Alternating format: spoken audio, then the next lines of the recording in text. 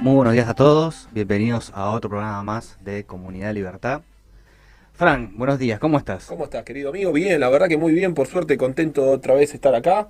Y bueno, hoy tenemos dos invitados de lujo, ¿no? Así es. Vamos a ¿Con presentarlos. quién estamos? Hoy vamos a empezar por Juan Carlos Febres, Mucho presidente gusto. de la Fundación Contemplatio Social. Buen día, Juan Carlos. Buen ¿Qué día, tal? ¿Cómo ¿Qué estás? tal? ¿Cómo estás? me alegro de tenerte por acá. Gracias por la invitación. Y Gracias bueno, por haber venido. y tenemos a Daniel Adler, un experto en contraterrorismo, si no me equivoco, en seguridad y en un montón de materias más que ya nos va a estar hablando un poquito sobre él. ¿Cómo estás, Daniel? Muy buenas tardes y gracias por la invitación también. Un saludo muy cálido a todos los oyentes que están del otro lado. Buenos días, Daniel, ¿cómo anda? Bien, bien, bien. Terrorismo, qué tema, ¿eh? Recién veo que estamos en streaming, así que tengo que mirar la cámara cuando hablo. Sí, mira, acá, esta mira para acá, esta mira para allá y hay una en el medio que mira a ambos. Fantástico. Así que estamos a... Bueno, bienvenidos a los dos. Tenemos un montón de preguntas para hacerles. Vamos a empezar con vos, Daniel. Te queríamos preguntar un poco, te vimos en televisión el otro día. ¿En qué programas estuviste? Contanos un poquito qué hablaron, cómo fue. Bien, lamentablemente estuve en varios programas, digo lamentablemente porque todos tenemos la ilusión que Loan aparezca, que tenemos la ilusión de que aparezca, pero que sea esto lo más rápido posible. Y la realidad es que en materia criminal, cada hora que pasa, la posibilidad de hallazgo con vida es más corta. De hecho, en criminalística es sabido que las primeras 3 horas son fundamentales para determinar cómo viene una causa, ¿verdad? En general, en desapariciones forzosas, secuestros. Y las segundas 21 horas, es decir, las primeras 24 horas son realmente esenciales. Y hoy ya estamos a 528 horas desde la desaparición / secuestro de Loan, en donde hay adrede un montón de estrategias disruptivas en materia criminal. De hecho, yo no coincido mucho con las investigaciones. Hay muchas técnicas de despistes que se están haciendo y constantemente se vuelve a foja cero cuando en verdad una solución a una problemática es bastante más simple y es bastante más rápida. De hecho, nosotros un poco lo que hablábamos, Fran. Sí, yo quería preguntarte sobre el tema de la prevención más que de la reacción. O sea, este tipo de situaciones, entiendo que tenés un proyecto que permitiría ayudar, unas ideas, unos puntos claves a implementar. Contanos un poquito sobre esto. Voy a tratar de ser lo más sintético posible para no irme con muchas ramas. Hay proyectos, pero me hablaste primero de la prevención. Tenemos que saber siempre que en materia criminal el delincuente es el que tiene la ventaja, lamentablemente. Él es el que tiene el factor sorpresa, a diferencia de los demás. Él decide cuándo va a atacar, a quién le va a hacer inteligencia. Tiene el factor, aparte de sorpresa, el factor táctico. Ya está empuñando un arma, un cuchillo, con un vehículo y 2 o 3 personas que pueden secuestrar. Entonces, el delincuente, el rival, el criminal, es el que está ganando la batalla en la República Argentina hoy. Vemos que la Argentina tiene unidades espectaculares de policía, de inteligencia criminal, de la AFI, una agencia de inteligencia supersónica. Pero a la hora de la verdad, las competencias o la burocracia son tan fuertes que los resultados son nulos. Entonces, como también es sabido en materia del antiterrorismo, se habla mucho que el camino al infierno está plagado de buenas intenciones, que lo único que importan son actos concretos que nos lleven a acciones determinadas que nos den un resultado preciso. Y hoy una unidad así en la Argentina no existe, lamentablemente. Hablas de resultados por encima de lo que podrían ser procedimientos que entorpecen, digamos, o en tiempo el accionar. Vos me estás hablando de eso, digamos, por si te estoy entendiendo bien, centralizar un poquito la información, bueno, para reaccionar más rápido ante estas situaciones. No solo más rápido, sino mejor. Mira, por ejemplo, por citarte una cosa, se empezó con una hipótesis de mínima, de un extravío, cuando en criminalística siempre se empieza por la máxima, se empieza por delito de trata, secuestro extorsivo, tráfico humano, que dicho sea de paso, hoy es la segunda actividad criminal más lucrativa del planeta Tierra. Y en 5 años más, en el año 2029, va a ser la primera actividad por encima del narcotráfico. Se nos metieron algunas bandas nuevas que se dedican a eso en Argentina en los últimos años, ¿puede ser? Desde fines del año 80 hay un montón de narcobandas criminales, narcoterroristas. Tenemos la triple frontera, Foz de Iguazú, Ciudad del Este, Puerto Iguazú, la frontera más porosa del planeta Tierra. tenemos hacer ahí. una pregunta a partir de acá con toda esta información que ya han recabado. A ver si con su expertise ya se puede responder. Voy a plantear un caso. Es decir, ya se sabía desde el día 1 quién había secuestrado o quién había vendido a Logan. El tema es que comprometía a personalidades importantes, por así decirlo, como el caso de Epstein en Estados Unidos. Correcto. Que había gente importante. Entonces, ya del día 1 se sabía que el gobernador de Corrientes, cuando le iban a entregar la gobernación, dice, mire que si usted agarra la gobernación, acá por cada día hay un Logan. O sea, si usted va a agarrar la gobernación, si usted va a agarrar la intendencia, acá Varios Logan por día, todos los Logan o varios Logan por día. O sea, esto no es, ay, se perdió el Logan. Hay varios Logan por día. Sí. Usted intendente lo sabe, usted gobernador lo sabe, usted comisario lo sabe, todos ustedes lo saben y están haciendo un show para los giles de los porteños, para los giles de los bonaerenses, que piensan que se perdió Logan. No se perdió Logan, se perdieron 5 Logan por día. Y va a caer un gil dentro de poco que lo van a incriminar para que los porteños y los bonaerenses se sientan que hubo algún tipo de acto de justicia, y en realidad es un nabo que agarraron por ahí, le dieron un par de pesos y se cerró. Y esto es simplemente la punta del iceberg. Es la punta del iceberg. ¿Sí o no? Exacto. Esto destapa una problemática, como bien lo dijiste, la punta del iceberg, mucho más problemática y muy superior atada a una relación política. Esta clase de delitos complejos en general, narcotráfico, tráfico humano, Venta de órganos, venta de órganos, venta de parte de humanos, o sea, no quiero entrar en tan locura, pero hay. No, entrá, porque pensá mal y vas a acertar. En materia criminal es así. Todo esto no puede existir sin una relación en algún eslabón con la política o con algún sector de la policía. Perdón, rectifico, no la política, algún sector de la política. Pero ¿cómo se llama el actual gobernador de Corrientes? ¿Se acuerdan? Valdés. Cuando Valdés va a tomar la gobernación, esto se lo han dicho. Miren que acá tenés esto. ¿Usted acepta esto? Porque usted va a ser cómplice. mira, yo si ¿Por acción o por omisión? Cualquiera de las dos. no quiero ser autorreferente, pero tal vez compartir conocimiento, una experiencia, ¿verdad? Yo me especializo desde hace muchos años en operaciones asimétricas en Medio Oriente, en Israel, después, bueno, en Sur, Centroamérica y el Caribe. Operaciones asimétricas, ustedes saben, son estados que pelean contra grupos más pequeños, contra guerrillas, como la FARC, que el Frente 48 de la FARC puede contribuir a erradicar, eliminar de la frontera norte con el Ecuador, las Águilas Negras, el Rastrojo, los Surabeños, bueno, bandas disidentes de la FARC, M19, todo lo que ustedes ya conocen. Entonces, me especializo en eso, en operaciones asimétricas. Pasa mucho también que hay toma de rehenes, secuestros extorsivos, para fondearse o para tener dinero. Bueno, participé en muchísimos casos de esos y les puedo tal vez compartir cómo es la trata, el tráfico humano en el Ecuador, ¿verdad? Más precisamente en los pueblos del Ecuador. Incluso puedo compartir sobre Nicaragua, Honduras, El Salvador y Colombia, que conozco a la perfección. Más que Buenos Aires conozco, me parece, las zonas de estos países. Se utiliza muchas veces en los pueblos pequeños, donde no hay mucha, tal vez, herramientas sociales o legales, donde la gente no desconoce sus derechos, en donde hay se le llama en la jerga criminal inseminador o violador. Alguien que embaraza chicas jóvenes, después esas chicas jóvenes van a un centro clandestino o de aborto o de lugares donde nacen los chicos y esos chicos esos bebés los pasan como muertos, cuando en verdad son comercializados. El valor de cada bebé, yo tengo acá un tarifario, se lo voy a pasar a Fran para que lo pase a la producción. No sé si te lo pasé, ¿no te lo pasé ya? No. Bueno, mientras se responde lo voy a pasar. Hay un tarifario en donde el Departamento de Justicia de Estados Unidos y organizaciones de inteligencia de Centroamérica y Sudamérica tienen con un gran nivel de detalle cuánto vale. ¿Esto es información pública? Es información pública desde hace 10 días que lo vengo pasando a varias producciones de varios canales de pero televisión. Vos le hiciste pública, pero en general la gente podría acceder a esta información. Vienen informes de inteligencia de los cuales tengo autorización de divulgar. Sí, bueno. tengo Pero la persona común como yo, por ejemplo, no podría acceder. Bueno, hoy va a acceder.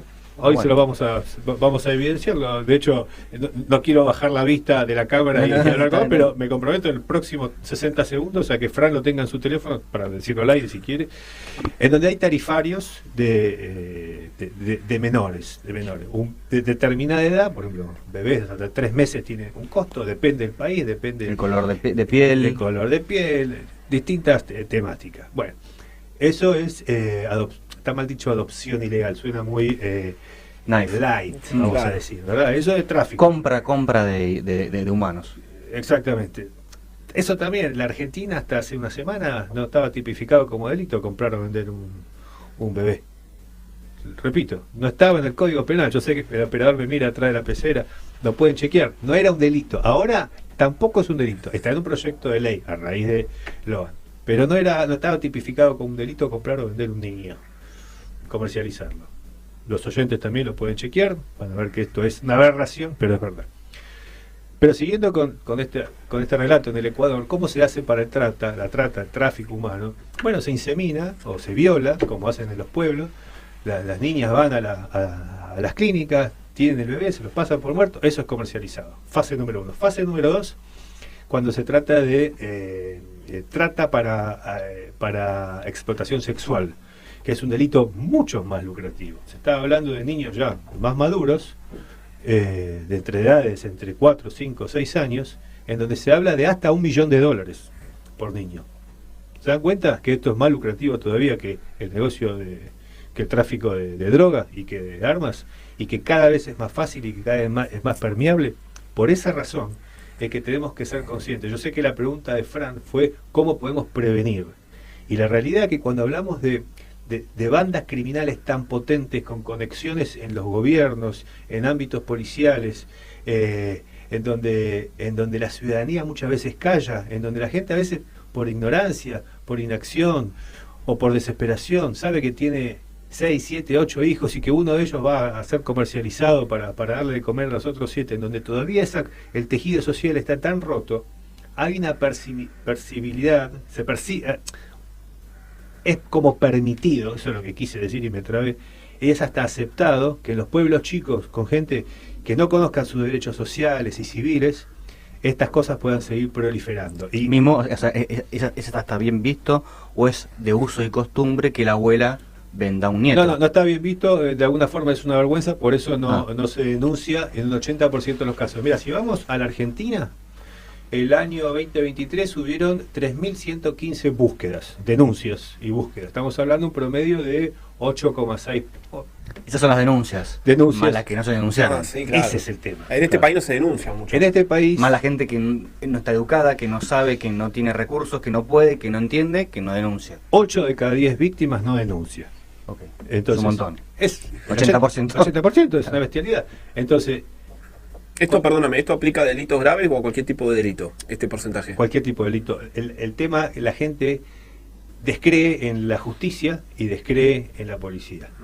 Te puse una pregunta ahí que me hicieron ayer. Ayer anoche me invitaron a un programa de radio Y paso lo que prometí. de 19 a 21 Martín, ¿no? con Martín y Florencia. Le mandamos un saludo. Un saludo a los dos. A ambos y a Miel Lecky.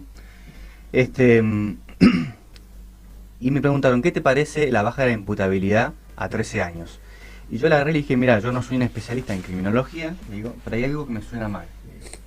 Y por eso me gustaría preguntarle a él. Sí.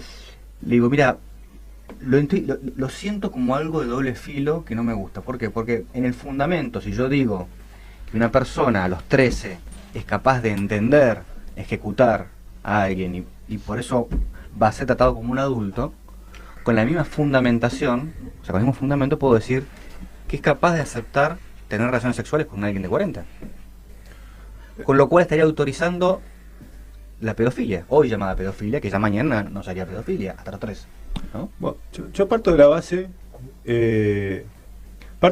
que estamos ante una nueva era criminal, en donde los delincuentes, depende de qué tipo de delito, pero por lo general están armados y narcotizados, ¿no? Si hablamos de menores, que ya serían mayores. Sí, yo quiero mirar más que nada al pedófilo. A mí que me pregunta, yo no quiero por querer agarrar al de 13 habilitar al pedófilo No lo habilitas. a que baje a 13, total de 13 puedo hacer lo que quiera.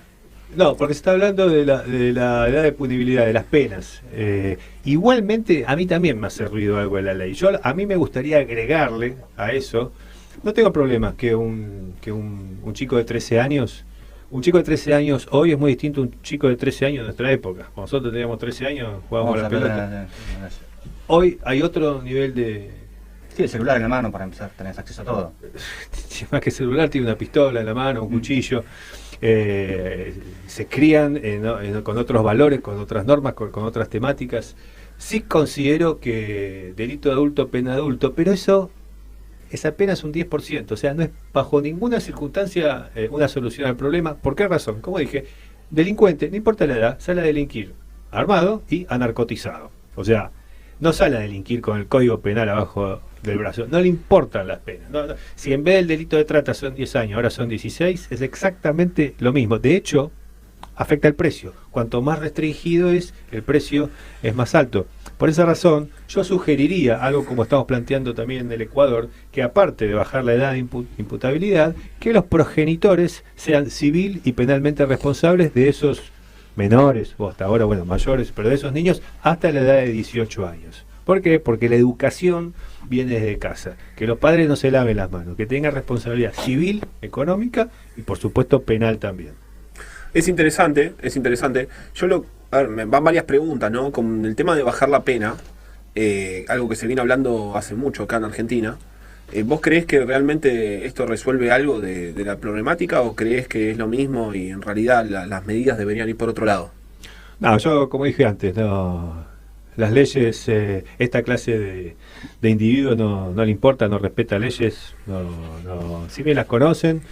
Hay estrategias que usan las bandas criminales de reclutar menores porque saben que salen más rápido de las prisiones o que tienen otros procesos legales, pero en vez de usar chicos de 13 años van a empezar a usar chicos de 12, claro, o de 11 o de 10. Sí, se la complicás un poquito nomás, básicamente, en este análisis, pero eso es todo. Es solo hasta que se acostumbren a la nueva modalidad y no se va a frenar. Esto se frena justamente con velocidad de gestión, con un poquito de picardía a la hora de crear estrategia, porque es muy fácil sentarse en un escritorio y decir, ¿cuánto es la edad? 18, bueno, ahora es 13, listo.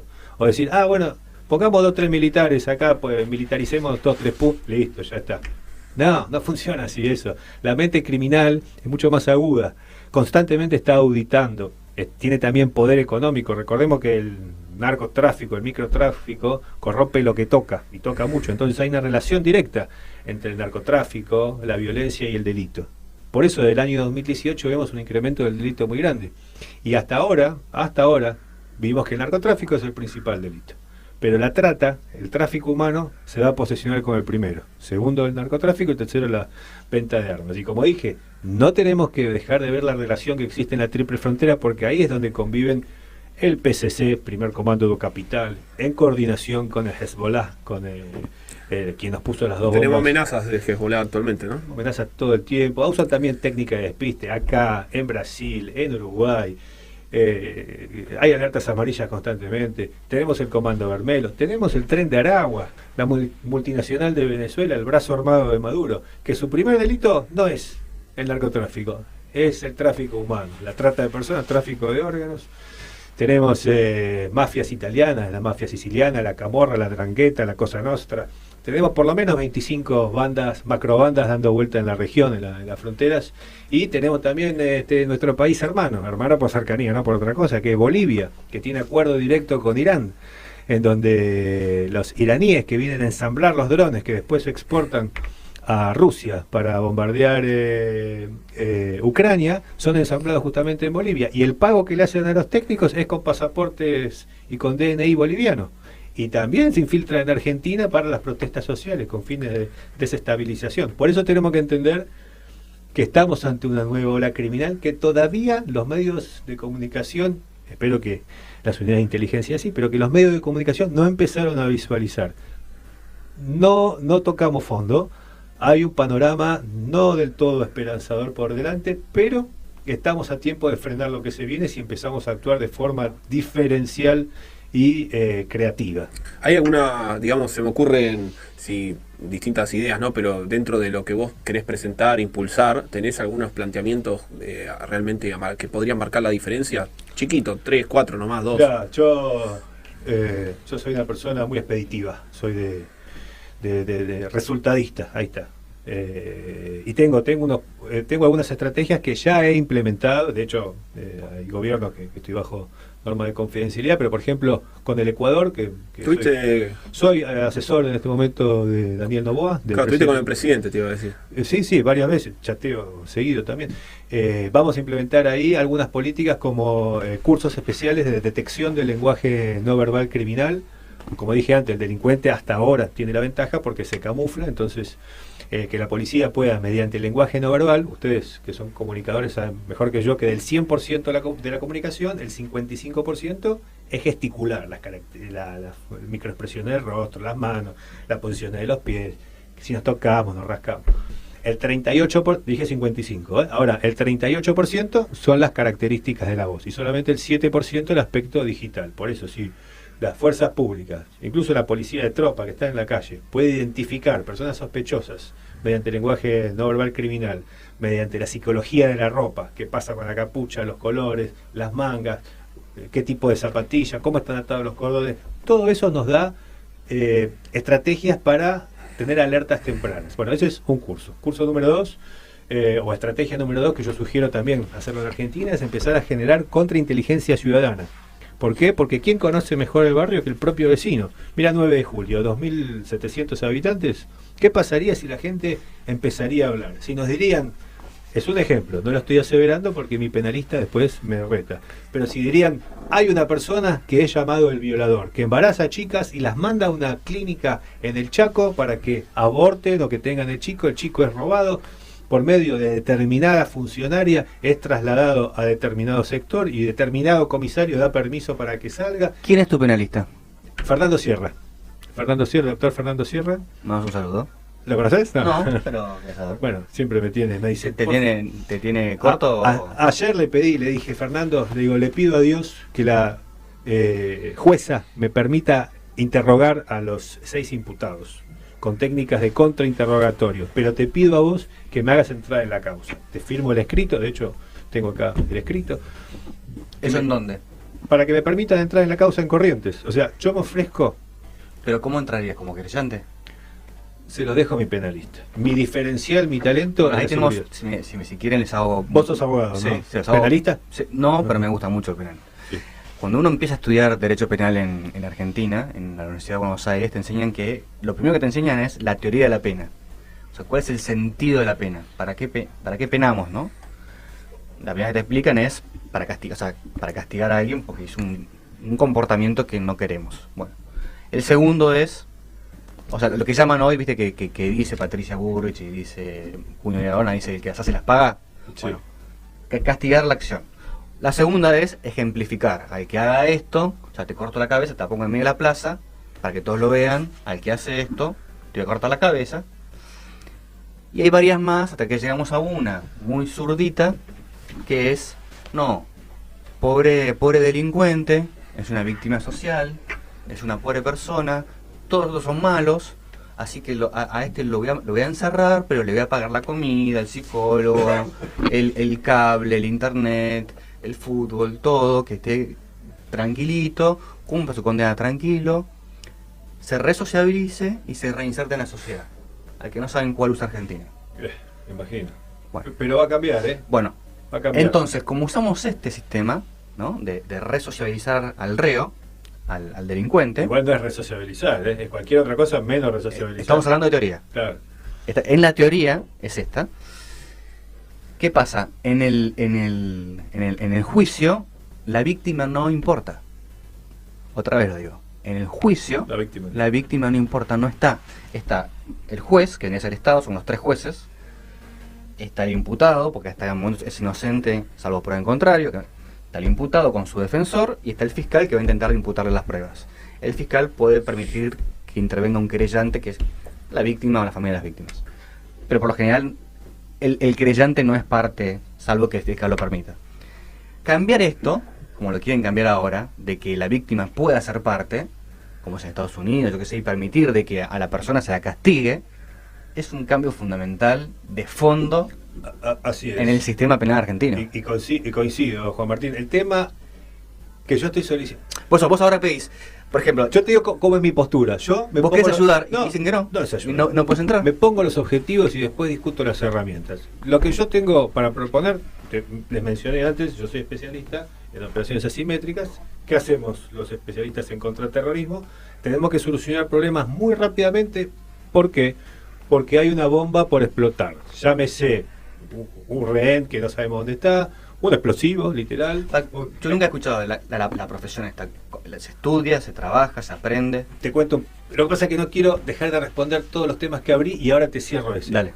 Me refería a las técnicas de contrainterrogatorio, que eso en justicia los penalistas conocen perfectamente, como vos, que es un contrainterrogatorio, pero con herramientas tecnológicas. O sea, no es hacer hablar, es hacer quebrar. Por supuesto, todo a derecho, no van a pensar que voy con una tenaza a sacarle las uñas. Dios no lo permita. Interrogatorio de Lance Strong. No. Esto es táctica, es estrategia, es profesionalismo y sobre todo resultados. Si no, no tiene sentido. Entonces, cuando la velocidad de gestión y cuando la calidad de la información es fundamental para llegar a resolver el problema que tengamos enfrente, necesitamos hacer estrategias disruptivas, novedosas y diferenciales. Es por esa razón que yo pongo mi humilde reputación de 24 años trabajando en esto de por medio y aseguro que en 45 minutos, con humildad lo digo, que no quiero sonar arrogante, pero en 45 minutos por persona nosotros extraemos la verdad. Sé que hay herramientas que no son aprobadas por la justicia, como por ejemplo el polígrafo, detector de mentiras, que es una gran herramienta, que lo usamos en asuntos internos en la policía, en algunos lugares del sur, Centroamérica y el Caribe, pero por más que no sea prueba para la justicia, a nosotros nos permite negociar y hacer contrainterrogatorio y llegar a otros niveles, que siempre son ascendentes, siempre es más arriba que el perejil entrevistado. Entonces, esa es mi propuesta puntual para con la justicia. Le estoy pidiendo a mi abogado que él se encargue de ponerme, no le queremos llamar interrogatorio, charla informal, lo que sea, pero con esos 5... Mi explicación era, la única forma de entrar en el expediente es que el fiscal le permita a su abogado entrar como querellante. Va a ser difícil, pero bueno. Si fuera fácil, todos seríamos expertos. ¿Y habrá voluntad de querer realmente hacer esto, de querer avanzar en el caso? ¿Crees que hay voluntad política? ¿Crees que hay voluntad policial? O puede poner un perejil. Claro, ¿cuál agarra noche, venís vos, borracho de la esquina, sería la fueste. Me cuenta muy rápidamente. Yo lo que veo es que venimos de no 20 años de inacción, desde fines de los años 80 de inacción. Acordemos que Argentina no es solo capital federal, hay un montón de pueblitos, un montón de ciudades, un montón de lugares que están pasando atrocidades y se naturalizan desde hace... Que está cerca de la triple frontera más que Porteño Grande. En todos lados. Está bien, pero ahora hay algunos más expuestos que otros. En todos lados. No, la triple frontera es un colador, pero desde ahí se movilizan para toda la Argentina. Argentina es un país muy grande, es federal, pero no los controles dejan mucho lo que desean. Entonces, desde los fines de los años 80, especialmente en los últimos 20 años que se agudizó tanto la crisis de inseguridad, lo que está pasando en materia de inseguridad en el país es desesperante. Es que la gente se acostumbre a ser maltratada, que opte por ni siquiera denunciar, ni siquiera correr la voz. Es algo muy fuerte. Por eso, yo si pudiese sugerirle, con mucha humildad, a la ministra de Seguridad, que está poniendo toda la carne en el asador, pero también lucha contra 20 años de inacción, es que agarre en vez de los 5 millones, que eleve a 50 millones de pesos en efectivo, en billete de 1000, en billete de 500, que lo ponga en un buen atril de vidrio el 9 de julio, con custodia, nadie lo va a robar, pero que se vea toda esa mesa llena de dinero y que diga, por favor, ayudanos, llama al número 134. El vecino 9 de julio no confía en la justicia, no confía en la policía, no pasa nada. Vamos al kiosco del 9 de julio, compramos un chip local, yo me ofrezco con mi equipo a atender las llamadas anónimas y garantizar ante escribano público la confidencialidad. Soy el intermediario, si se puede. O la figura, el párroco, el párroco era muy amigo del comisario, pero la figura que se designe para eso. O la misma ministra en persona, la misma ministra, o alguien designado por el presidente Javier Milei. Esto es un caso nacional. que como bien dijeron, no es solo Loan. Hay 8,5 Loan por día, es un promedio estadístico. Una del locura. año. Pero real. Mira, locura, ahí está. ¿Qué decía Einstein sobre la locura? Locura es repetir una y otra vez la misma estrategia y esperar Esperando un resultado distinto. distinto. Estamos repitiendo lo mismo. Estamos poniendo a un comisario con antecedentes penales. No solamente por abuso sexual, en donde sacaba fotos a los chicos, en donde está fuertemente sospechado de ser parte de la red inicial. Red inicial es transportar a los menores hasta la fase de entrega, los que los mandan a Paraguay, a otros lugares. ¿Usted vio la película que yo vi una vez? Son... Esa también, esa la tengo que ver, esa me quedó. Una antigua que llamaba, bueno, una llamada Juego de Miedo. Me parece que ¿Sí? Muy antigua. Sí, bueno, capaz. debería preguntarle a mi señora, ella se acuerda de todas las nombres de las películas, pero igual estamos Y había otra llamada Hostel. ante una realidad que supera la imaginación. Hostel era Hostel, no sé si después la pueden ver. Hostel era también 3 amigos que se iban a Europa. Tuteame, doctor, que soy joven también. Sí. Que se iban a Europa y después le decían a estas chicas y bueno, terminaban cayendo. Ah, sí. Sí, Y yo que me los acuerdo vendían para torturarlos. Pero ¿qué es Lo eso? compraban. Bueno, sin ir más lejos, una de las mafias que no mencioné, la mafia albanesa. Claro, que la tenemos. Esa ¿no? creo que es. La mafia albanesa que opera tan fuerte acá en la Pero mayor edad, entonces, vos sos yankee, son más caros. Son más caros porque al yankee le tienen más odio. Entonces lo tenían para torturarlo y el que compraba, ponele que un argentino salía $10.000 y le daban un cuartito para torturarte. No creo que valgamos tanto, ¿eh? $50.000. Ah, Bueno, sí. Bueno, sí. estaba viendo los precios que me pasó Daniel. Sí. Es una locura. Tenemos que ir un cortecito chiquito. Seguimos. Bueno. Seguimos en un ratito, unos minutitos. Ya volvemos. Desde www.larz.com.ar, con estudios ubicados en Callao 194 de la Ciudad Autónoma de Buenos Aires, transmite la RZ, una radio del Grupo Sónica. Bueno, estamos de regreso, Juan Martín. Otra vez Muy al interesante aire. el tema de hoy. El tema de hoy, muy picante, muy interesante, es un tema candente del momento argentino ahora por el caso Loan, pero como bien explicaban recién, realmente no es un caso único, todo lo contrario, es un caso que se viraliza, que en realidad representa cientos de casos que ocurren probablemente todos los meses. ¿Y qué pasa cuando esto, viste que en un momento de los de 9 de julio decían, mi miedo no es el Puma, mi miedo no es esto, mi miedo es cuando se vayan los medios? Bueno, O sea que Loan va a seguir pasando. Sí, mientras no haya soluciones. No es que el medio de comunicación no está y se terminaron los Loan. No es que ahora no hay más secuestros porque no está de moda, ¿no? No, lo que pasa es que mientras desde la materia de seguridad no haya grandes cambios, obviamente va a seguir pasando lo que desde los 80 viene pasando.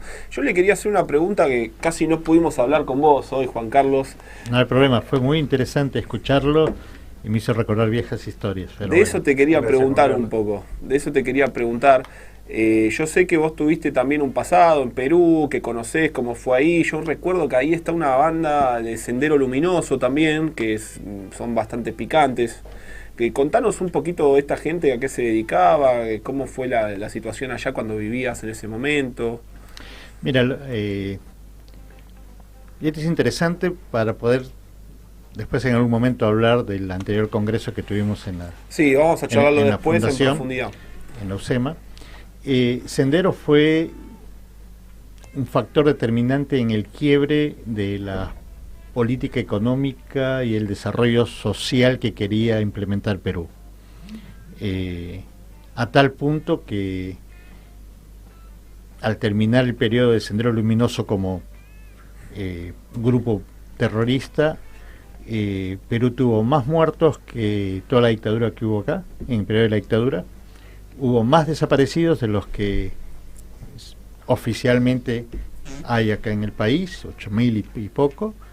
Perú tuvo como 12.000 desaparecidos y estamos llegando casi a, no quiero equivocarme las cifras, pero más de 100 y tantos mil muertos oficiales.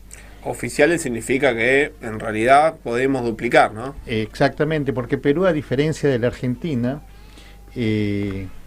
tiene un sistema geográfico muy difícil, con poca comunicación estamos hablando en 1980, 1985, 1987, con poca comunicación terrestre para comunicarse de un pueblo a otro, de una ciudad a otro, y menos hablar de teléfonos. No existía, así es que una persona que fallece en un pueblo del interior, nadie en capital se entera. Si una persona le queman su casa porque no contribuyó a la organización, desaparece y nadie se entera. Yo te puedo contar un caso específico de una ciudad, de un pueblo medianamente importante que tiene su universidad, que en su momento, después de un terremoto muy importante en la ciudad de Huaraz, países como Suiza y Suecia invirtieron mucho dinero para levantar, ayudando al pueblo, y tanto es así que es una de las ciudades, o una de las ciudades que tiene un urbanismo muy parecido a lo que es Suiza, por cómo se construyeron las casas. Y las montañas, es un sitio hermoso. Pero en la época del terrorismo había un banquero. Mi tesis como sociólogo fue Comunicación, Violencia y Terrorismo en el Perú, y investigué un poco, estuve trabajando ahí para tener más información y datos. Aparte, en ese momento trabajaba yo para el CINU, y el CINU me envía, el CINU es el Centro de Información de las Naciones Unidas, y fuimos justamente a Huaraz, y estuve junto con, allá en ese momento no existía la Policía Nacional del Perú como existe hoy, sino en ese momento era la Policía de Investigaciones del Perú, y había un sector que era justamente la lucha contra el terrorismo, y estaba también otros grupos que apoyaban el trabajo que hacía la Policía de Investigaciones. Pero esta historia de este hombre, que era el gerente del Banco Nación de esta ciudad, lo amenazan a su familia, o se le amenazan a él, sino que iban a desaparecer. Él tenía la esposa y 3 hijos, una joven de en ese momento 12 años, y después otros muy nenes, y él tuvo miedo por su hijita de 12 años, que sabía que la podían violar, la podían usar de lo que sea, pero decide no dejar el banco abierto para que ellos roben. Al final lo toman preso a él, desaparece 3-4 días, la policía sale a buscarlo, no lo encuentran. Al 6º día aparece crucificado un cactus quemado, a tal punto que no lo dejan morir. Estaba todo el cuerpo quemado y no lo dejaba morir, estaba crucificado, y le pusieron traidor. Crueldad pura, digo. Crueldad pura. El hombre falleció una semana después, por todas las quemaduras que tenía. La familia tuvo que irse del lugar, dejando sus casas, sus bienes. Eso era Sendero Luminoso. Sendero después se convierte ya no en un grupo terrorista, sino ya se convierte en guardianes y gendarmes del narcotráfico en Perú, y se convierte en narcoterrorismo, y con los años mucha gente que estuvo ligada al Sendero Luminoso, y hay un pseudo partido político que quiere intentar ser partido, y son todos miembros del Sendero, se instalaron acá en la Argentina. Podemos encontrarnos en la vía 1114, en la 31, en la provincia, en Ciudad Celina, en La Plata, en muchos lugares donde las fronteras porosas han permitido que hayan venido tranquilamente. Yo te quería preguntar un poco sobre el tema del Congreso Académico de Seguridad que hubo. Te pido que nos aguardes, que después vamos a ir con ese tema, pero ahora le quiero, justamente en base a lo que estás diciendo, le quiero preguntar a nuestro experto en la mesa, ¿qué bandas están operando hoy? Ya Sendero quizás no es tan fuerte como era en el pasado, pero ¿qué carteles, qué bandas existen hoy que están muy vinculadas a lo que fue su labor en el territorio, o sea, parecidas a lo que fue Sendero Luminoso? Bueno, en materia de narcoterrorismo, o en bandas criminales o delitos complejos, las bandas no es que técnicamente desaparecen, sino que se transforman en disidentes, se ramifican con otros nombres, ¿verdad? Se hacen Se mutan, exactamente. Se hacen más pequeñas y a la vez más peligrosas, porque son, entre comillas, más indetectables. Entonces, Como dije en el bloque anterior, hay 25 bandas que rondan la República Argentina por las fronteras, que tienen infiltración, penetración. De hecho, hay muchos barrios en muchos lugares de toda la República Argentina que ya están favelizados. La problemática es ascendente, por eso yo realmente no veo otra opción que crear una nueva unidad, mucho más federal, mucho más dinámica, rápida, que no necesite tanta burocracia para operar, que tenga un poder superior a la AFI y que tenga más velocidad que la Policía Federal y que pueda trabajar justamente con la contrainteligencia ciudadana, que podamos me incluyo porque siempre que hablo de un proyecto lo tomo como mío, que se pueda recibir denuncias, que se trabaje con recompensas, pero que básicamente haga lo que no se está haciendo en ningún lugar de Latinoamérica, que es proteger al inocente y castigar fuertemente al culpable, dejar un precedente claro ante la sociedad de que realmente el que las hace las paga. Bueno, muy interesante, es un poco lo que viene diciendo el presidente desde hace años, ¿no? El que las hace Sí, las paga. sería necesario hacer esta reforma que está con este eslogan del que las hace las paga, Realmente. presentando a Mariano Cuño Libarona como ministro de Justicia. Está presentando esto para cambiar la teoría de la pena, y es justamente decir, bueno, ahora la pena va a ser el castigo. El que hace un delito tipificado, o sea, esta acción tipificada va a ser esta sanción y usted va a cumplir esta pena. Siempre y cuando lo capturen. Y esa es la parte de donde voy yo, la parte más táctica, la parte más después, operativa. Después, obviamente, la parte penal, usted bien sabe, es la teoría, que es la parte, digamos, del Código Penal, después tenés la parte procesal, y después tenés el cumplimiento de condena, ¿no? Que hay que ver que es todo otro mundo, todo lo que es la parte carcelaria, si es que realmente reinserta a alguien o si en realidad es un máster en delincuencia. Porque me das pie a hablar un poco del sistema penitenciario. Claro. En Latinoamérica en general las cárceles están siendo utilizadas como centros de narcooperaciones criminales, que lejos de rehabilitarse, desde Venezuela, desde Costa Rica hasta República Argentina, están siendo utilizadas como centro, como universidades de refinamiento del crimen organizado y del delito. Y bancadas por el Estado, o sea, por las víctimas. Porque de alguna manera el contribuyente, quien es el víctima, está bancando estas universidades. Y yo la verdad que ayer me preguntaban cuánto vale un preso. Y no sé cuánto vale un preso, pero hay que calcularle comida, farmacia. Sí, 380.000 pesos mensuales. Más un pequeño sueldo que recibe. Y yo cuando veo, les pido disculpas que sea reiterativo con Hollywood, pero cuando veo las películas de Hollywood, que va el colectivo con los muchachos de naranja laburando, viste que están el policía con la itaca adelante y atrás y el chabón laburando, digo, qué bien nos vendría, ¿no? Sacar en la provincia de Buenos Aires a que hagan un par de calles. Bueno, de hecho hay el BOP, el Buró Federal de Prisiones de los Estados Unidos, ofrece constantemente, a mí me tocó del Ecuador también, recibir colaboración de ellos, en donde que proviene del Departamento de Justicia de los Estados Unidos. Ofrecen colaboración, bueno, decir desinteresada, no existe, pero no económica, ahí está, no económica, en donde vienen, perfeccionan las prisiones, hacen normas, procedimientos. El tema es que hay un gran desafío por delante con el Departamento de Inteligencia Penitenciaria. Es ahí donde también hay que trabajar. Hoy día sabemos que venimos de un maremoto, de un terremoto, de un infierno de 20 años pasados en donde todo se hizo mal, no solo por omisión, sino que por acción, es decir, adrede, en la mayoría de los casos.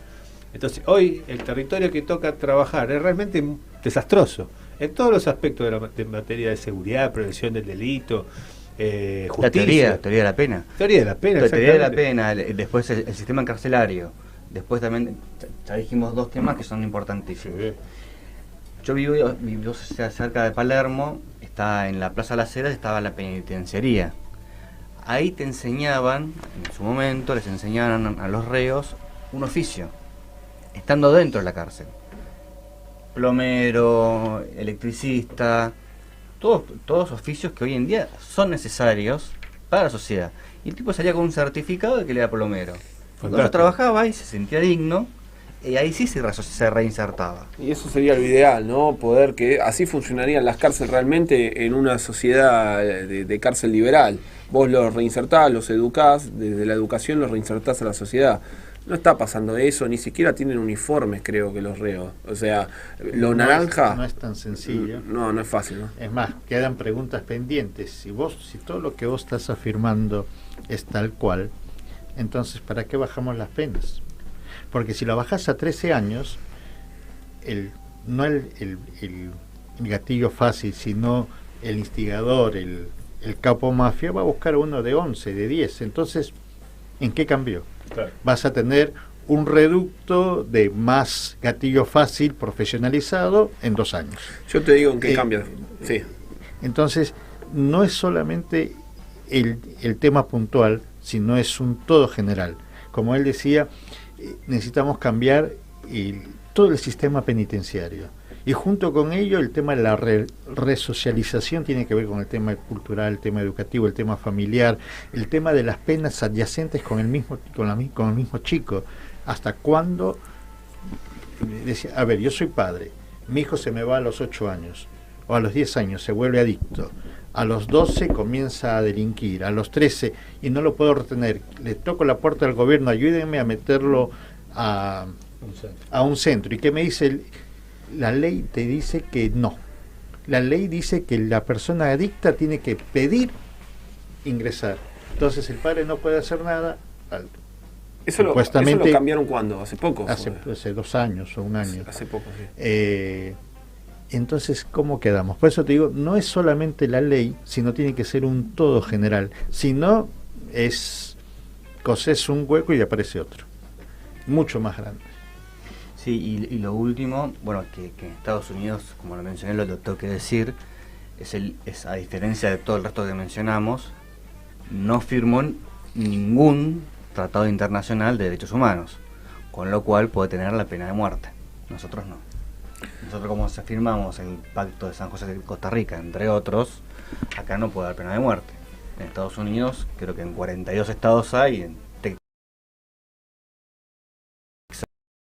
entonces, claro, ahí sí, el que hace las paga y las paga en serio. Sí, pero se ha sido mucho el tema de la muerte en Texas como fin último.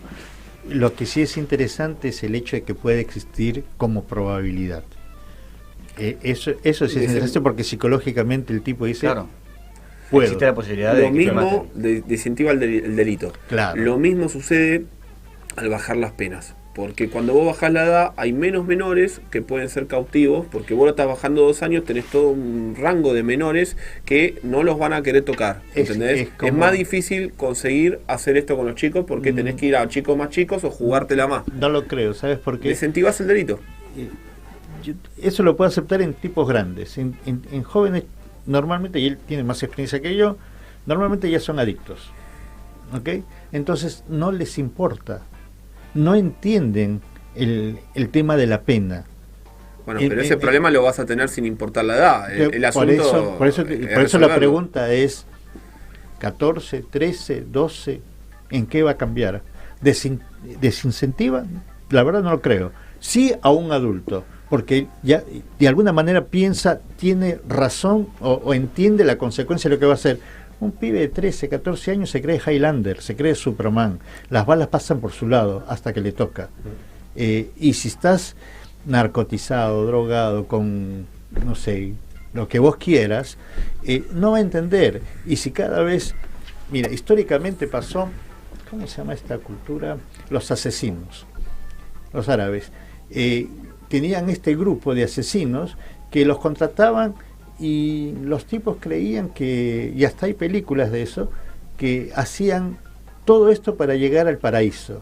Y el Hezbollah, el Hamas. claro, todos ellos piensan, tienen esta misma Esos teoría son- de los aclaro que asesinos. son Porque son terroristas, mártires. no son árabes, Se son con- terroristas. No, pero se consideran mártires. Entonces, No, Pará, pará, no. Los vikingos también. para En pelea iban al Valhalla. Los asesinos se llamaban, sí. tenían que ver, no eran terroristas propiamente, no era como sino las Torres Gemelas y eso, ¿no? no, estoy hablando. hay algo muy interesante con el tema del terrorismo.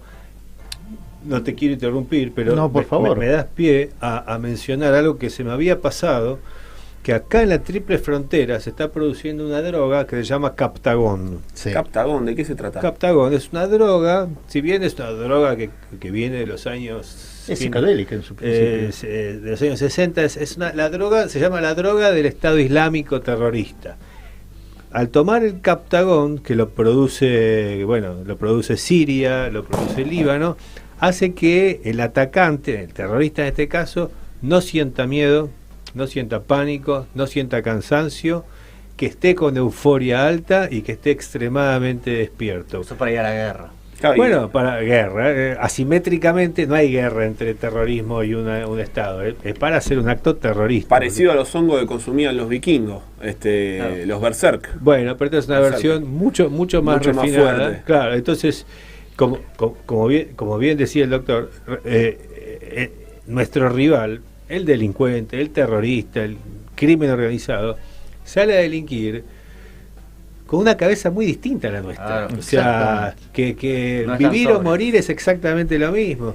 Y ahí es donde vienen los cultos satánicos, ¿verdad? De repente en la Argentina está tan fuerte en el litoral, se ha triplicado San la Muerte. la adoración exactamente por San la Muerte, en donde los primeros ritos son perros. De hecho, uno de los imputados arrastraba perros con el auto. Y muchas veces hay ritos satánicos entre bandas criminales y otras veces ritos familiares en donde se hacen sacrificios humanos sin ir más lejos, y para que los oyentes lo visualicen, el caso Ramoncito, en donde fue desangrado, empalado, mutilado, se le cortaron los labios, los genitales, y eso fue justamente una ofrenda a las misas negras de San la Muerte, que, como digo, no está mucho en los medios, pero cada vez prolifera más, y hay una relación directa entre ritos satánicos y desaparición, o ritos umbanda y desaparición de menores en el litoral argentino. Bueno, es un panorama complicado. Tenemos que ir un pequeño corte ya y sabemos que tenés otra reunión pronto, así que muchísimas gracias por estar con nosotros. Ha sido un placer escucharte. Para mí un honor estar acá con ustedes. Por favor, convóquenme cuando lo requieran, y gracias por la oportunidad. No, esperemos que te escuchen también desde otros sectores de gobierno, de justicia, a ver si se puede aplicar algo, y obviamente de seguridad, ¿no? Esperemos que no solamente escuchen, sino que abran el corazón y la cabeza para frenar lo que se viene. Bueno, muchísimas gracias. Muchas Vamos gracias. a un cortecito chiquito, ya volvemos.